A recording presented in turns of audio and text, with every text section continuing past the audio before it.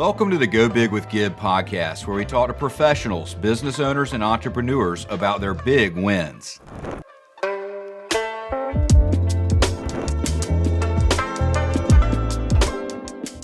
Welcome to this episode of Go Big with Gib. Today I've got a very special guest here with me, Jen Conkey. Jen, how are you today? I am doing awesome, Gib. I'm excited to be here. Thank you. Yeah, absolutely. Jen, it's a pleasure to have you on. You know, for the listeners out there that don't know, Jen does a lot of public speaking, and I'm going to let Jen kind of introduce herself, but she is a phenomenal public speaker, and I have had the opportunity of speaking behind her now at two events, and one of them was it was an audience of 1,000 capital raisers in Phoenix, Arizona, and Jen went up there and just absolutely lit up the stage. Awesome tips and tricks, and shared just a ton of knowledge about mindset and how to keep a positive mindset. And I remember thinking at that time that I wanted to have you on the podcast. And then the second time we spoke together again, you lit it up and just took a room full of people that were lethargic, sitting through, a multi-day conference, and still like really good people and interesting content, but you got on the stage and just absolutely lit everybody up. And I just think the world of you. It's a pleasure to have you on. Oh, Gib, thank you. That's my passion. I feel like my mission on this earth is to wake people up, shake them, inspire them, and get them going again. What I've always been known for is that, inspiring people. But I've been doing stage talks for about 20 years. And now it's the dopamine hit. And my favorite thing to do is go to these conferences. I just came from one that was on the West Coast for business owners. And a lot of business owners, I know what it's like. I've created 4 multi-million businesses myself. And I know that there's a grind feeling to it. And I like to really just show people what it takes to interrupt that pattern and really focus on why you started, associate to that, and just get into a peak flow of peak performance and make it just completely unstoppable identity out of yourself. And I get fired up about it every time I'm in front of a crowd. I'm actually going to be at Raise Fest again. I'm going to be speaking at Raise Fest again. So hopefully we'll be together. Yeah, no, fantastic. I look forward to that. And so Jen, give us a little bit of background. Just introduce yourself to the audience. So I started off in corporate America in several leadership positions about 22, almost 23 years ago. I spent all that time climbing the corporate ladder just to find out it was on the wrong wall. And during that time frame, what I became known for was turning around the businesses. So I would be given a building, go in there, identify what was broken, look at the P&L, figure out what tactics and strategies they were using and what really moved the mercury on those line items on the P&L, and then get the leadership team pumped up, focused on their mission, their values, and their vision, and then get realigned, basically planning in 90-day increments so that they can continue to improve performance. I did that for about 20 years while doing real estate on the side. And then in 2015 realized, this is now an option for me to go to that 9 to 5. And you know what? I'd rather go do other things and double down on real estate and really take my mindset business to the next level. And my speaking business, I want to start that so that I could reach more people. So in 2015, I retired from corporate America and I doubled down on real estate. And for the past 10 years, it's about 9.5 years now, I've just been going for it. And I've been getting on more stages, getting in front of more business owners and helping them. And I've really increased my reach, my revenue, my impact, most importantly. And I love doing it. And what happened is it created an annual event that I do called Become Unshackled, where I take business owners and very successful entrepreneurs that meet in that room, and they just want to take their performance to the next level. And I help them rewrite the story they've been telling themselves that usually creates these glass ceilings. I help them rewrite that story, create a new empowering story, and then I rewire their beliefs in probably like 6 minutes flat. It's a very interesting process, but I'm a master practitioner of NLP, hypnotherapy, and mental emotional release. So I know how to release those beliefs that keep us limited. And because of that, once they're released, then I can create the new identity that they need to take their business to the next level. And that's pretty much me in a nutshell. And then what I usually do is as they add more commas to their bank account, then they invest in deals. You know what that's like. Sure. So I had to look this up. NLP is neuro-linguistic programming. What does that mean in layman's terms? Layman's terms, that's great. Okay, so you have a conscious mind and an unconscious mind. Your conscious mind, if you think about in an office building, you got the big boss, the CEO in the corner, and he's got his assistant out in front. So your conscious mind is the assistant out in front, and your unconscious mind is the one in the background that basically runs everything. It's like a supercomputer. So your conscious mind is only going to process about 126 bits per second, whereas your unconscious mind is going at millions of bits per second. But your conscious mind helps you filter, delete, distort information that's not important to you in that moment, while the unconscious mind is thinking fight, flight, freeze, and it's got a reptilian effect to it because you're growing toenails and fingernails right now without doing anything consciously. Your super brain, supercomputer's doing that for you, right? And you're growing your hair and you don't even know it. Your heart is beating, your lungs are breathing.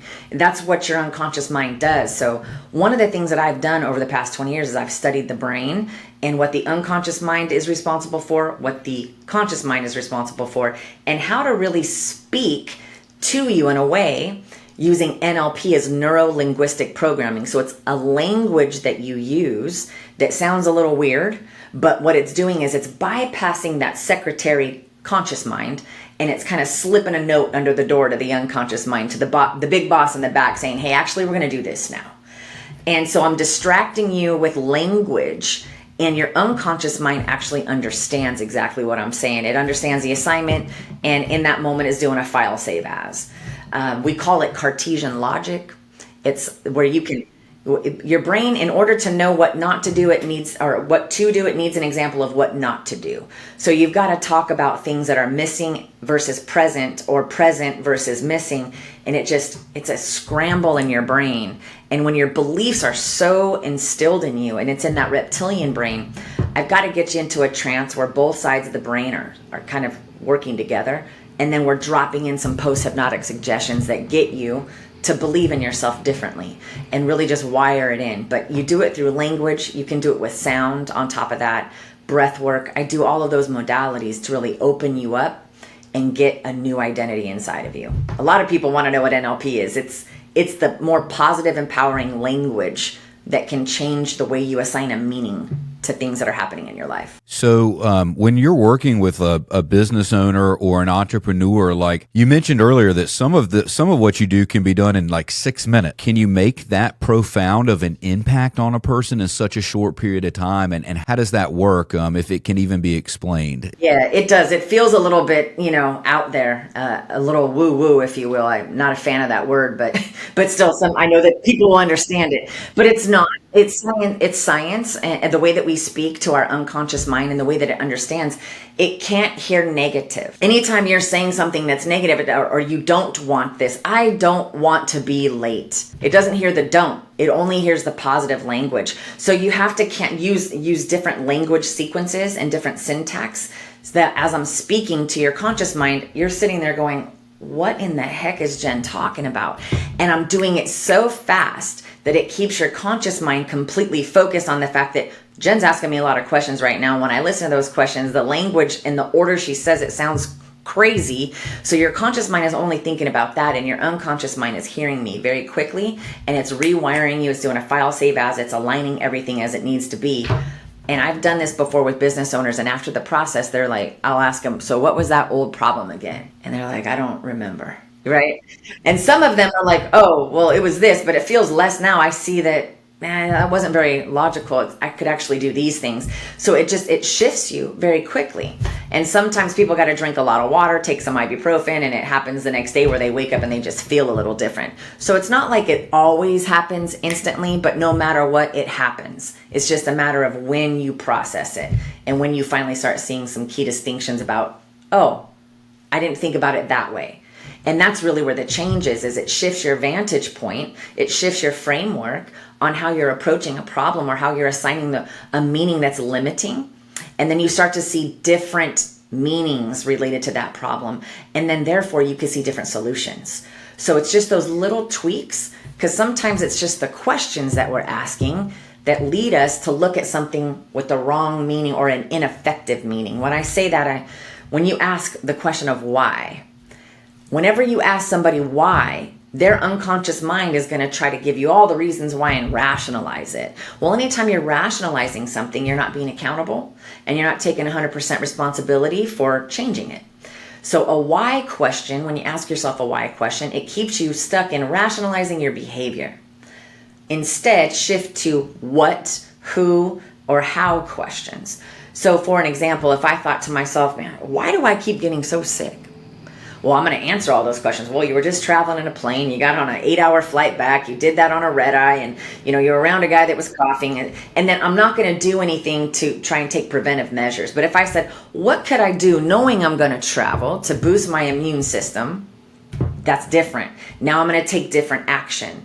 And the way we ask questions is based on what we believe, and what we believe we achieve. So if I can say, I believe that I'm going to take, I'm going to take some zinc, I'm going to take some vitamin C, I'm going to make sure I get plenty of rest, I'm going to drink a lot of fluids, especially when I'm on this plane. If I need to protect myself. I believe the exact opposite. I don't wear face masks just because I want the germs for my antibodies to build up so that it knows that it can protect me. And I tell myself all the time, I'm not going to get sick. So it's because I ask different questions. What can I do to mitigate the symptoms of feeling sick because I'm in this box flying 35,000 feet in the air with nowhere to go and all these germs coming at me? It's literally the question you ask. So that's NLP though. It's asking yourself different questions and avoid the why. Definitely don't ask your kids why. They'll rationalize everything. Like, why did you do that? They're going to tell you exactly why. And that's not what you want to hear. So instead, what would have been a better choice? Or what was limiting about that choice? And how can we do it differently next time? The what, the how, the who could help you. Those are the better questions than why. That's NLP in a nutshell too. Yeah, I love that. I'm sure you've probably heard Jesse Itzler speak before. I actually have not heard Jesse Itzler, so I apologize. Well, no, you would love hearing him speak. Jesse is he's a business owner, an entrepreneur, and he does a lot of public speaking. And one of the things he talks about is the words that we say matter. And he doesn't say it from it's not, as scientific as what we were talking about before. He just says it from the words we speak matter. What you say matters. And he's a guy who's, run like 100-mile race, and he's done a lot of things that are just extraordinary, like riding his bike across the country, stuff that, other people don't do because they're like, it's impossible or I can't do it. And Jesse is he's real big on the cold plunge and the sauna and the running. And so he's just one of those guys that's cut from that cloth. And he always says the words we speak matter. And, one of the things he likes to do is ask the audience, how are you doing today? And then everybody says outstanding.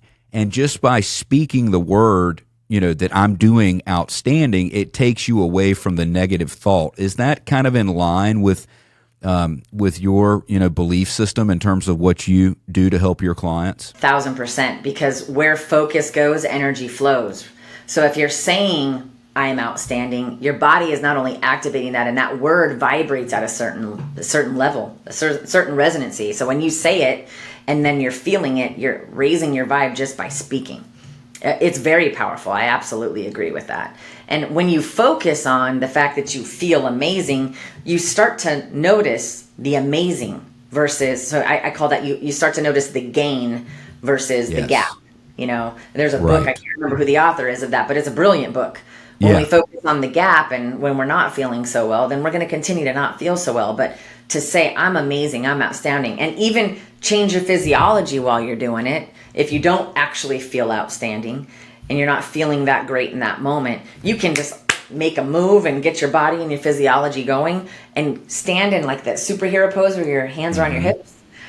And just start thinking about the last time you felt amazing, the last time you felt outstanding, and that feeling will start to rise inside of you, and then stick with that and focus on that the rest of your day. It changes everything. This episode of Go Big with Gib is brought to you by Irons Equity. At Irons Equity, we specialize in helping investors like you create long-term generational wealth and save money on taxes through recession-resistant real estate investments that create passive income for you and your family. If you want to secure your financial future, go to investwithgib.com to schedule a 30-minute introductory meeting with me, Gib Irons. Again, that's investwithgib.com. I love that. I love that. You know, it's little things in life, and it's different stuff for different people. But like, you know, my oldest child is 10 years old, and she was struggling with riding her bike. And this was a couple of years ago. You know, she's been riding her bike for a few years now. But I told her, you know, you have the physical ability to ride a bike, right? I mean, it's not that hard. You've got all the coordination and the physical strength. And the only thing keeping you from riding that bike is in between your ears. It's your mind. And I remember telling her, you know, asking her, you know, how are you doing right now? And she'd go, I'm outstanding. And then I'd say, how are you doing, Anna Gibson? And she'd go, outstanding. And then one time, you know, she just rode her bike off, and she rode like 20 or 30 yards the first time, and then she did it again. And then next thing you know, we're going around and around the neighborhood, you know, riding for 3 miles without her falling off. And it was all mental. And I think, you know, we learn a lot of things from watching children and the way they behave. Like I'm very similar. I'm struggling with different things. My thing is not riding a bike, right? But it's other things I'm struggling with in life. And the only thing holding me back is my mind. Yeah. You know, what's interesting too, Gib, is you're talking about there's a strategy to learn something new. We've all implemented a strategy. We all have our own specific strategy when learning something new. And we all proved it because we all walk. And back in the day, we all didn't know how to walk. We didn't know how to hold a fork or a spoon. But imagine if the world gave up when it came to learning to walk. It would be a different human experience, right? But the thing is, they say children are resilient, and it's true. They are. And the thing is, there's still our inner 5-year-old inside of all of us. And when we think about, you know what, I never gave up on, you know, going out there and learning how to walk. If I applied the same strategy that I did when I was learning to walk and I never gave up, I wonder what else I could accomplish. And a lot of people, you're absolutely accurate, when they're a business owner in the beginning, they see they've achieved a certain level of performance and they want to take it to the next level. And there are a lot of inner monologue conversations where people do say, oh, that's impossible. And what I like to, and my kids even do it, you know, especially learning to ride a bike or roller skate, or, you know, my son's learning how to be, he just turned 13 and he's the offensive and defensive lineman for his football team, and he's the best one on the team.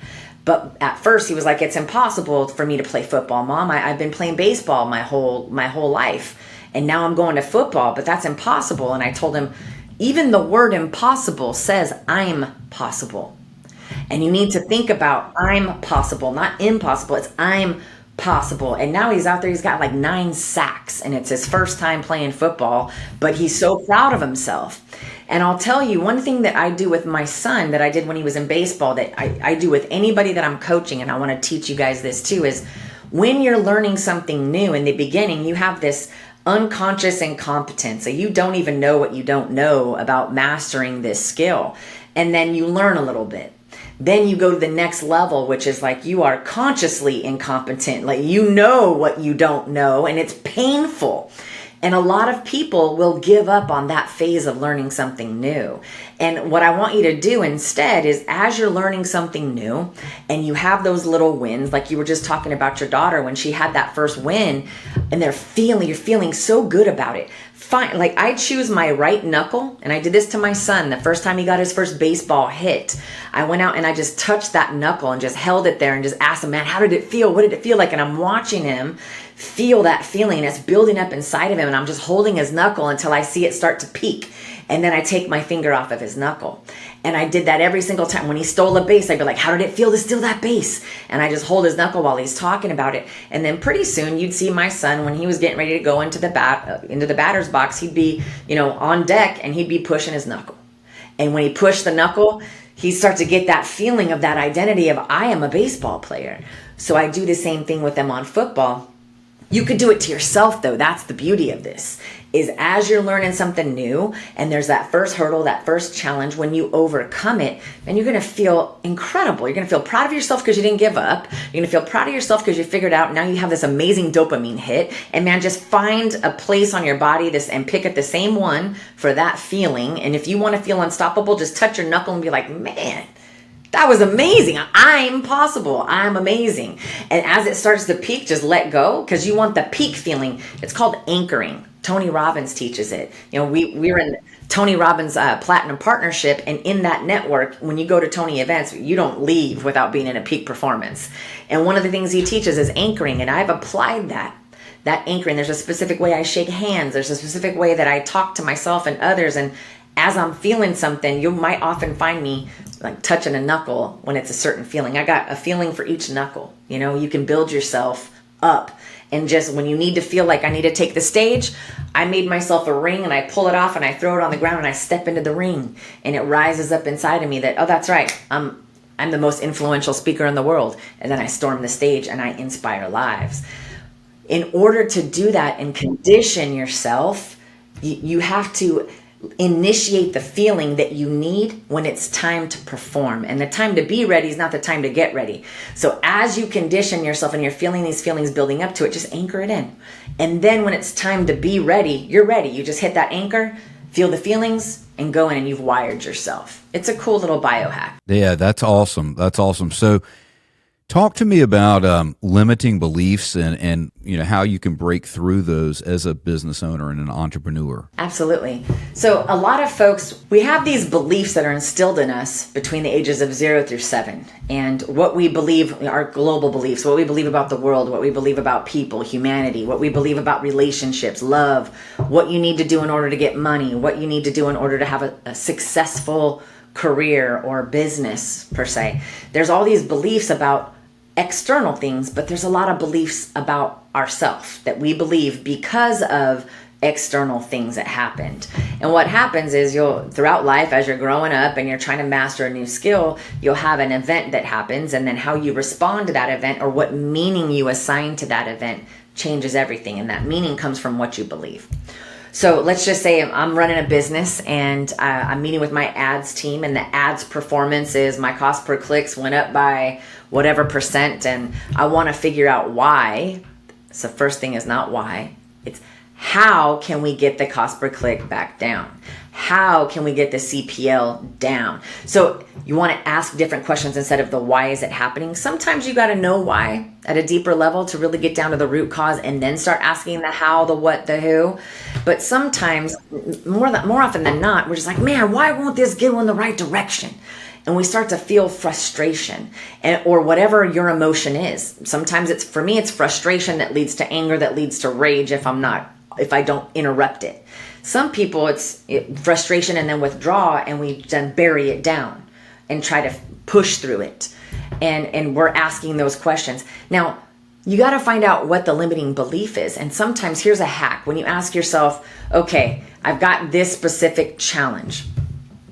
What must I do that I don't want to do in order to overcome it or achieve the opposite of that and actually achieve my goal?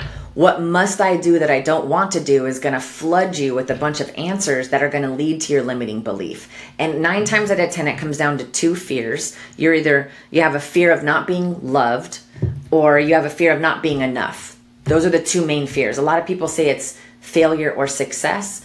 Both failure and success stem all the way down to I'm afraid of not being enough, and I'm afraid of not being loved because I'm not enough. So you really got to drill down and ask yourself that question. What must I do that I don't want to do in order to solve this problem? And list that out, and then figure out, well, why do I have those? And how did I come to be, having these problems? And what do I need to do? When did I decide to have this as a problem?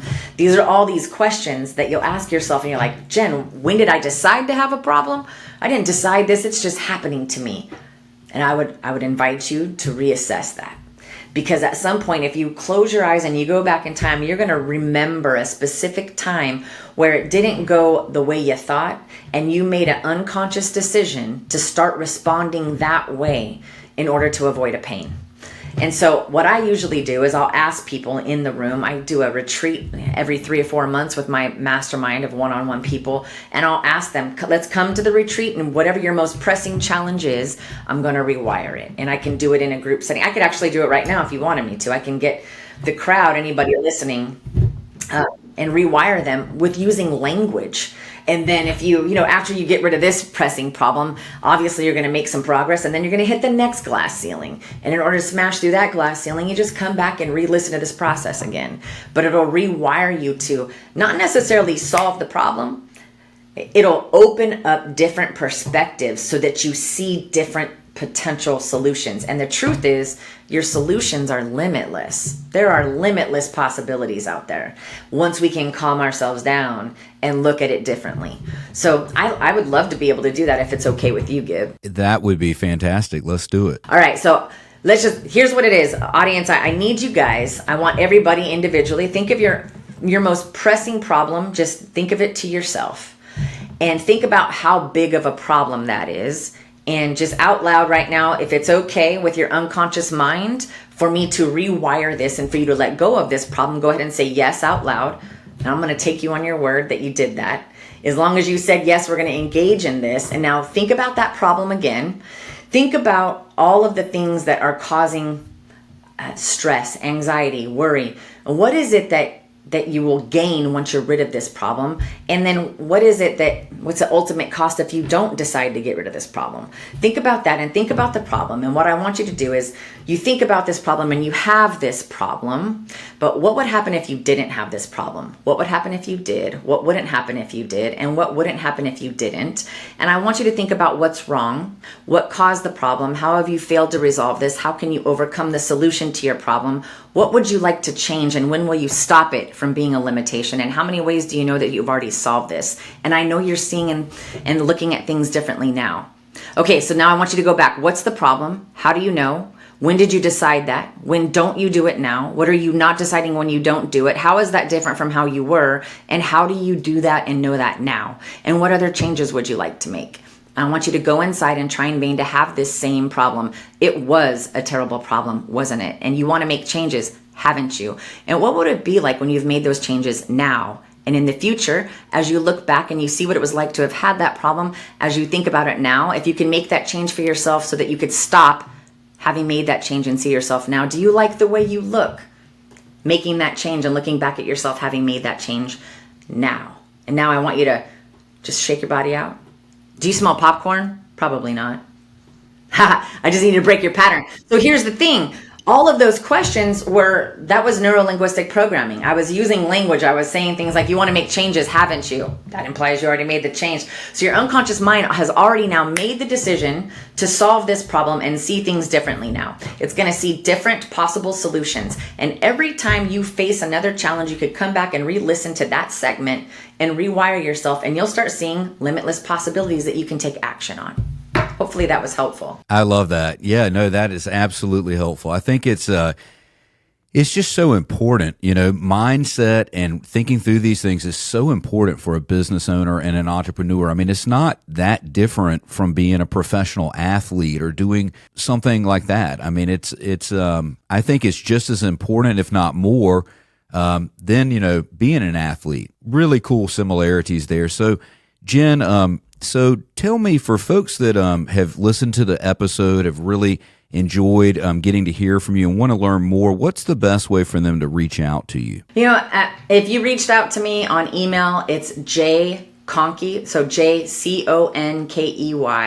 630 @gmail.com. This is the best email. Just reach out and in the subject say mindset course. If you do that, I will give you free access to my mindset course, my entry-level one that helps you identify your resilience factor. When you bump up against these challenges, I have a really cool assessment that you could take, and it shows you where you are in terms of building your resiliency to overcome problems. And then I also have in there where you can some specific activities to strengthen your resiliency. So I'll give that to you for free if you email me and just put mindset course in the subject. All right. Fantastic. Well, Jen, look, it's been an absolute pleasure having you on, and it's really good to see you, and I look forward to catching up with you more soon. Thanks again. Thank you, Gib. Thanks for having me. Thank you for listening to this episode of Go Big with Gib. If you haven't already, go follow us on social media at Gib Irons. We'll see you next time.